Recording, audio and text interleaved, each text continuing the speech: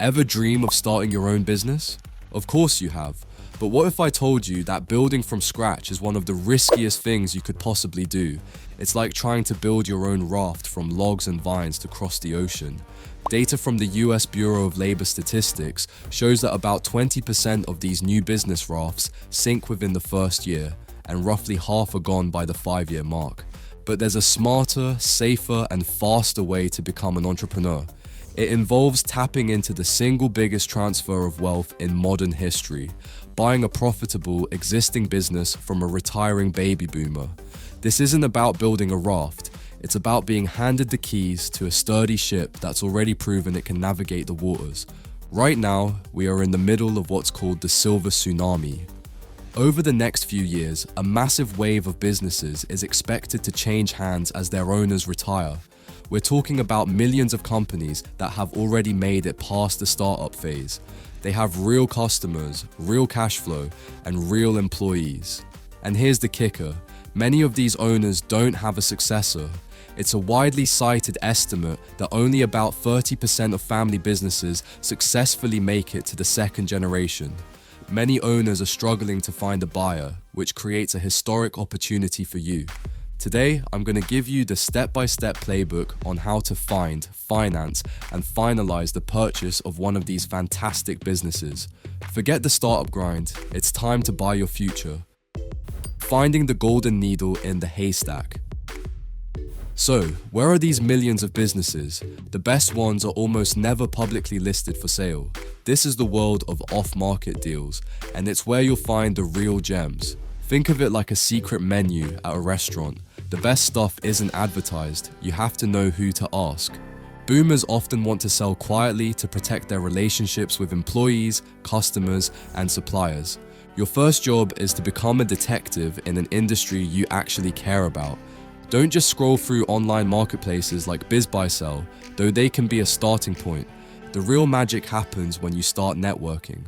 Get to know the people who are the trusted advisors to these business owners, local commercial bankers, wealth managers, accountants, and lawyers. These people are the gatekeepers.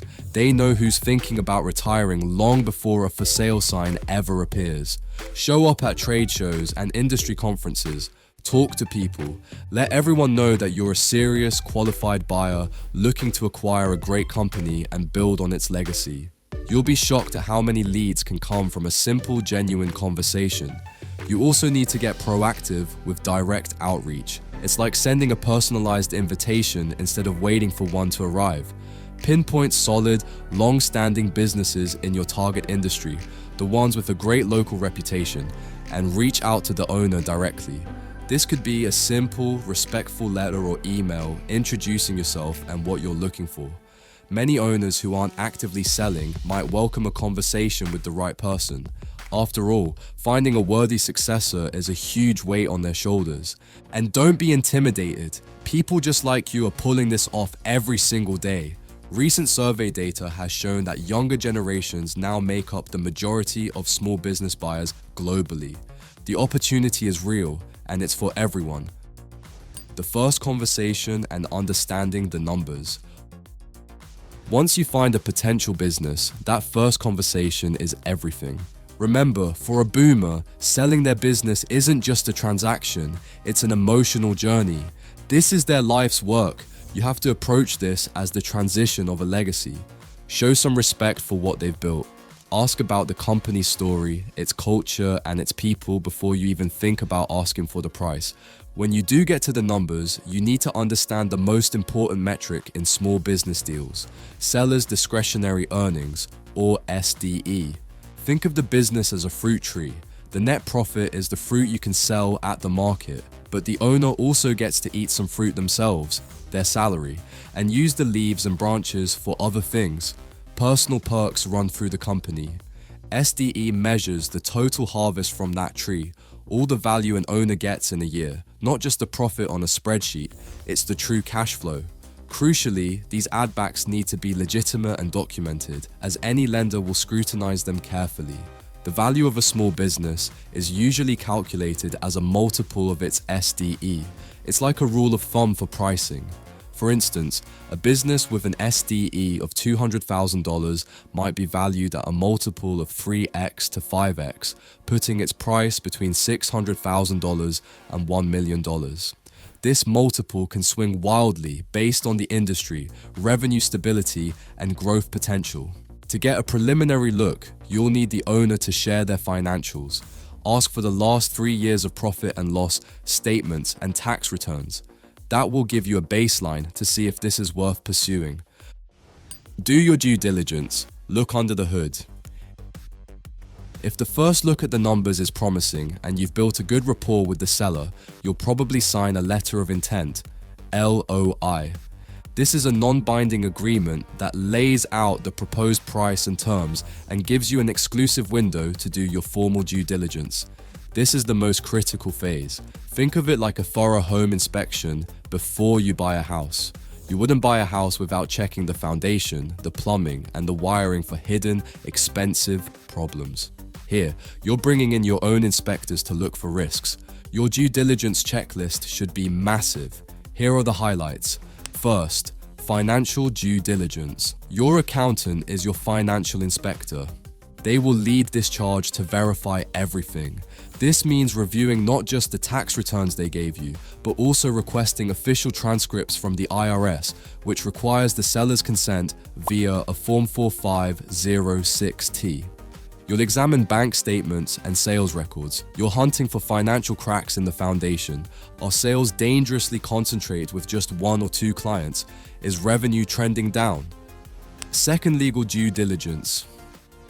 Your attorney is inspecting the legal plumbing. They'll check that the company is in good standing and search for any hidden leaks, like outstanding loans against the company's assets, a UCC lien search. They'll review all major contracts with employees, suppliers, and customers, as well as any commercial leases. You need to know exactly what obligations you're about to inherit. Third, operational due diligence. This is where you check the day-to-day functionality. Who are the key employees and will they stick around after the sale? What are the core processes that make the business tick? A huge red flag is a business that is completely dependent on the current owner. That's like buying a house where only one person knows how to turn the lights on. You want to buy a business, not a job that only one person on earth can do. This whole process is about uncovering risk. Every single business has it. The goal isn't to find a perfect business, but to understand the challenges so you can negotiate a fair price and be ready to tackle them on day one. Structuring the deal and securing financing. Alright, let's talk about the money. How do you actually pay for this thing? Almost no one walks in with a briefcase full of cash. Most deals are funded through a combination of 3 sources. Think of it like building a stable 3-legged stool to support the deal. 1. The buyer's equity injection. This is the first leg of the stool, and it's your own money. For most business acquisition loans, especially those backed by the Small Business Administration, SBA, you'll need to contribute some of your own capital. Lenders want to see you have skin in the game. This equity injection is typically at least 10% of the total project cost. Second, SBA 7A loans. This is the second, and usually the biggest, leg of the stool. With the SBA 7A program, you can borrow up to $5 million. The SBA doesn't give you the money directly. They provide a guarantee to a bank, which lowers the bank's risk. This allows for longer repayment terms, often up to 10 years, which helps keep your monthly payments manageable. The business has to prove it can generate enough profit to cover the new loan payment and still pay you a reasonable salary. 3. Seller financing. This is the third leg of the stool, the secret weapon that makes so many deals happen. Seller financing is when the owner acts like a bank, letting you pay a portion of the purchase price over time. This is huge because it bridges the financing gap and, more importantly, it shows the seller is confident in the business's future. They have a vested interest in seeing you succeed. A common deal might look like this: 5 to 10% cash from you, a 5 to 10% loan from the seller, and the rest from an SBA lender. However, the SBA has very specific rules here. As of the SBA's updated procedures, SOP 5010-8, For a seller's loan to count toward your required 10% equity, it can only cover up to half of it. Furthermore, it must be on full standby. This is like telling the seller that they have to wait at the very back of the line to get paid. They receive nothing, no principal or interest, until your entire SBA bank loan is paid off. This proves they truly believe the business is healthy enough to thrive for the long haul. Always confirm the absolute latest rules with your SBA lender. The transition and handover. The deal is almost done, but hold off on the champagne. The final vital step is planning the transition. Think of this like a relay race. The seller has been running with the baton for years, and a smooth handover ensures you can grab it and keep sprinting without losing momentum. You should negotiate a formal transition period with the seller as part of the deal. This typically lasts anywhere from 30 to 90 days. During this time, the seller should introduce you to key customers and suppliers, train you on critical systems, and help the team adjust. For SBA finance deals, any consulting agreement with the seller must be for a limited time, generally not to exceed 12 months, and it must be clear they have no control over the business. Your first priority as the new owner is simple: listen, meet with the employees, understand their roles, their ideas, and their worries. Don't be the new boss who comes in on day one swinging a wrecking ball. Your job is to learn the successful business you just bought. Honor that success before you start putting your own stamp on it. In conclusion, buying a business from a baby boomer is so much more than a financial transaction. It's a chance to become the steward of a legacy and build your own entrepreneurial story on a proven, profitable foundation. We've covered a ton today, from finding those hidden off-market deals to navigating due diligence and securing an SBA loan. It might feel like a lot, but it's a well-traveled road to ownership. To help you get started, I've put together a detailed due diligence checklist that you can download for free. It covers all the key financial, legal, and operational questions you need to ask before you sign anything.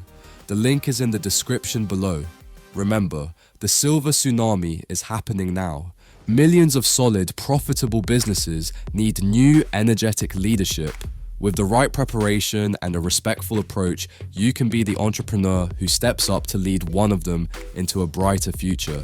Thanks for watching. If you got value from this video, please hit that like button, subscribe, and ring the bell so you don't miss our next one. Now, go out there and build your empire.